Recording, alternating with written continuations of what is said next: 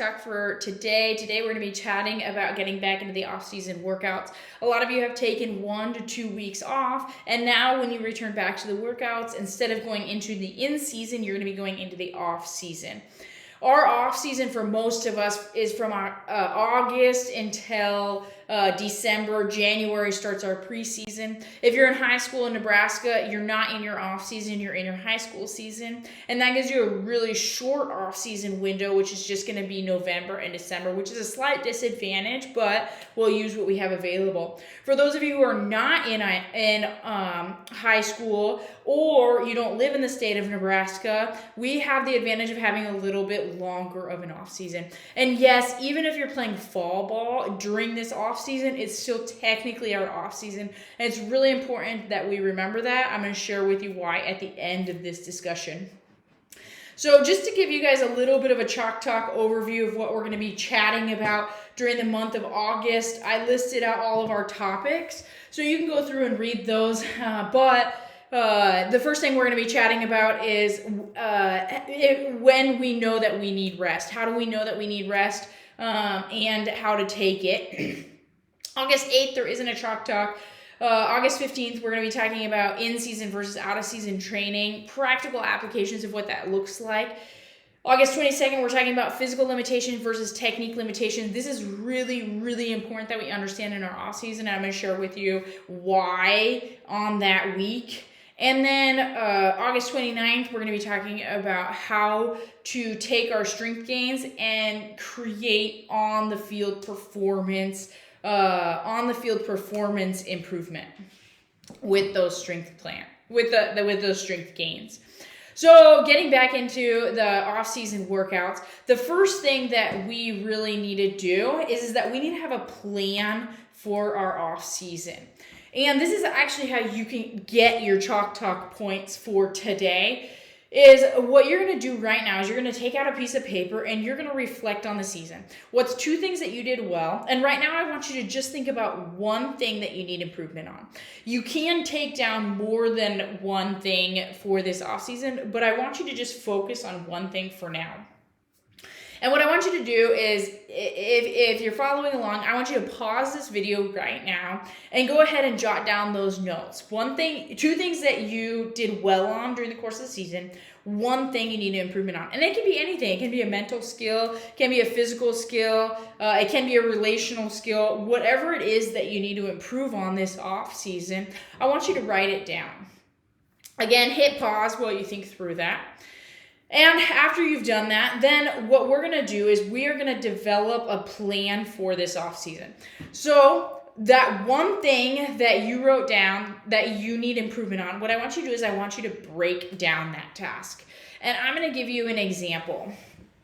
So maybe one thing I want to work on is I want to work on speed on the base path. And there's different elements of speed. There's top velocity, there's acceleration, there's quickness, there's efficiency on the base path in terms of like how I'm rounding. There's getting out of the box. There's my running technique. There might be certain of these elements that I specifically need to focus on. For example, maybe my running technique is good, but my acceleration and my quickness out of the box is not good. Maybe I need to work on how I'm rounding the bases to be more effective and efficient. And so what I want you to do is I want you to think of, 3 to 5 elements of this area of improvement that you specifically need to focus on to help improve that overall skill. And take a second, if you're following along, hit pause on this video while you take a second and break down that skill. Okay, and now, hopefully you've broken down the skill and you are hitting play again. What I want you to do is I want you to list out August, September, October, November, December. For most of us, this is our off season. And what we're going to do is we're going to create a vision of what we're trying to do in this off season. What are we actually trying to get better at? And how do we lay out a plan that we can follow through with this off season? So I want you to look at the elements that you need to improve on. And we know that, probably a lot of us are going to be playing fall ball this off season. So I might be playing 3 tournaments in September, or maybe I'm going to be playing 5 tournaments and they go September and October. We have to keep that in mind when we are developing our vision, because it's going to affect our plan a little bit. So anyways, list out the months. And then what I want you to do is I want you to take that skill and I want you to develop a vision of what you need to do in the off season to improve in that overall skill. Okay, so I give you an example here. Maybe in August, I want to be more efficient at rounding the base. So what I'm going to do is I'm going to take a home-to-home time so that I have an overall baseline of what I'm trying to improve on. And then I'm going to ask my coach to help me with my rounding techniques. I'm going to incorporate the things that they give me into my warm-up routine in my workouts. Maybe in September, I want to work on getting out of the box faster. So I'm going to talk to myself in this case. You guys would talk to me about maybe adding some acceleration drills into my warm-up routine.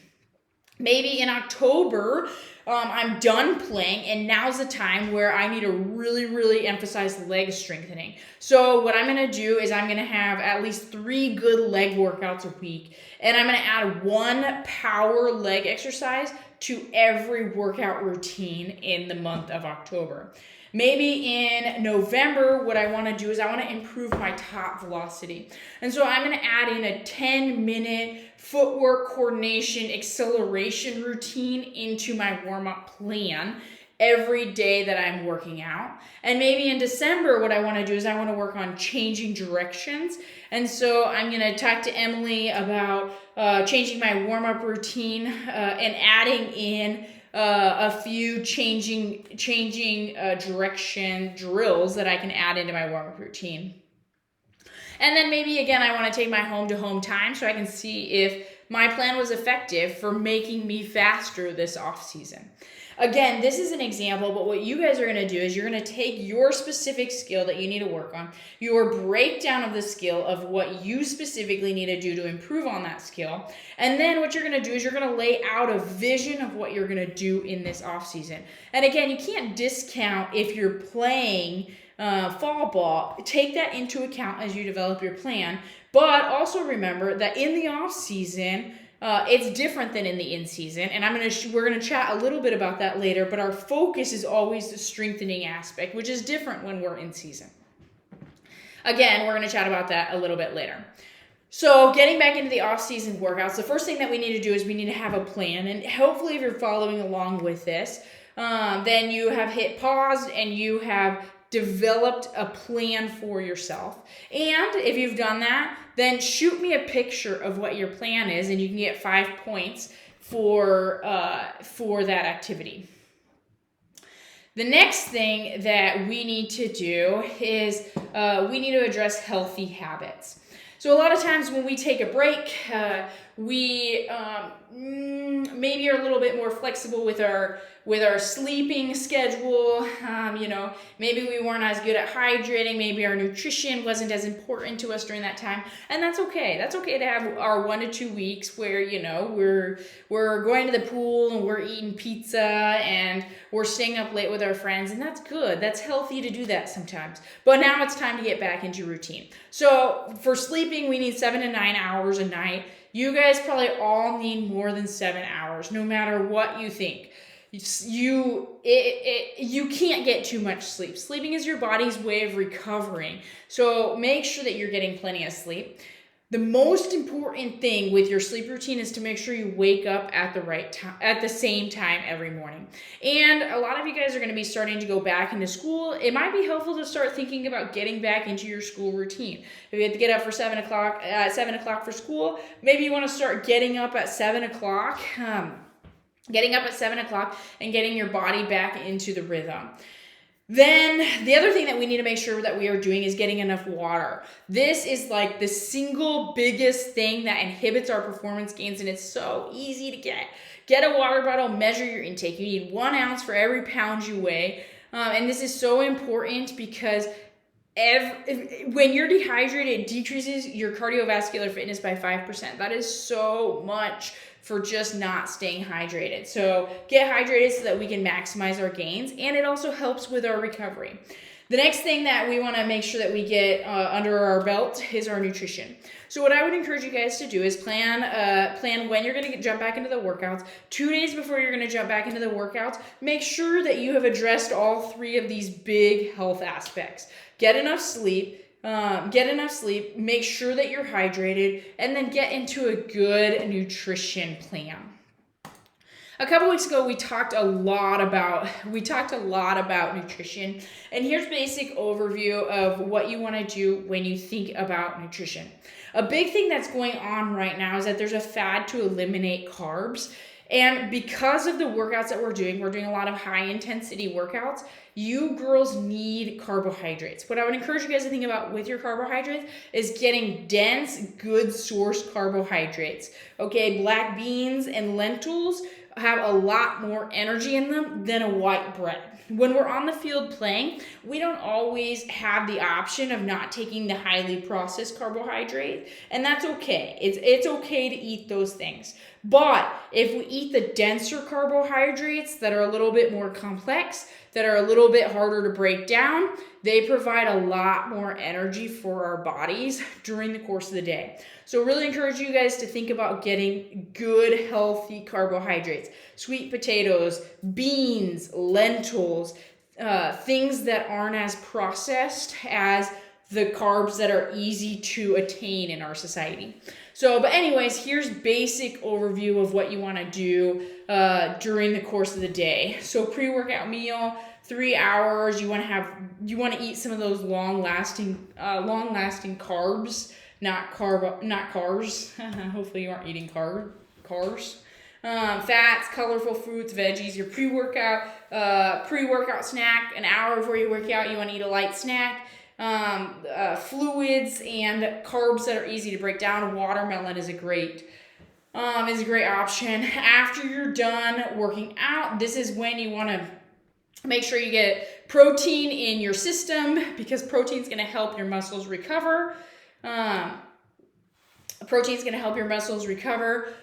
there's some example. And then post-workout meal, about 90 minutes to 2 hours after, making sure that you have a nice, well-balanced meal. You guys, all the nutritionists that I've talked to, I've had nutritionists come and chat with the girls on this channel, and they always recommend a nice, well-balanced day between fats, carbohydrates, and proteins. I would not encourage you to eliminate any of those. Another thing that came up in our earlier chalk talk is, can you get protein without eating meat? There is other foods that contain protein. So if you don't like meat, make sure you're still eating protein, because it's really important in the aid of recovery of our muscles. So first thing we need to do is we need to have a plan. The second thing we need to do is we need to address healthy habits. The third thing that we need to do is we need to structure our day around a regular routine. And I can't emphasize this enough, but work out at the same time every day. You guys are going to be so much more consistent and successful at your workouts if you work out at the same time every day. Your body's prepped for it, your mind's prepped for it, you're ready to go. A lot of times what we think is we have to work out really early in the morning in order for us to be successful individuals. That's not true. Some people are not morning people, and their morning workout routine is just not going to be as effective as doing something after school or in the evening. That's okay. Find the time that's that you're going to be most successful in. Sometimes you don't have the option because your workout's regulated by your team structure, and that's okay too. So roll with it, do your best at whatever's provided for you, but really encourage you to have a regular routine and work out at the same time every day. So something that I've already alluded to in this chat, most of our gains are made in the off season. This is really important to understand because these months are really critical, and they can be so helpful for us who have a longer off season, and it's important to understand this for those of us who have a shorter off season. So, but when you build muscle, it's a process of breaking down that muscle and it recovers stronger than it was before. When we are in season, we don't have the option of breaking down muscle to the extent as we do in the off season. So even if you're playing a little fall ball season, the emphasis still needs to be on your workout routine, the strengthening routine. That is going to be how you are going to stay the healthiest. That's going to be how you're going to develop the most power on the field. And that is going to be your foundation for changing your technique when you are on the field, which we're going to jump into in some of our later chalk talks in August. We're going to dive into how strength gains can help facilitate technique improvements on the field. So, but we have to understand that in the off season, our focus and our emphasis needs to be on our strengthening routine, and that is going to give us the ability to be the most effective on the field. When we are in season, we have to adjust our strengthening routine because we don't want to impair our on-the-field performance. But when we're in the off season, I would really encourage you to put the focus on the strengthening. And then if you're playing a fall ball season or whatever you're doing, then go ahead and play that fall ball season, but don't change what you would do in your strengthening routine.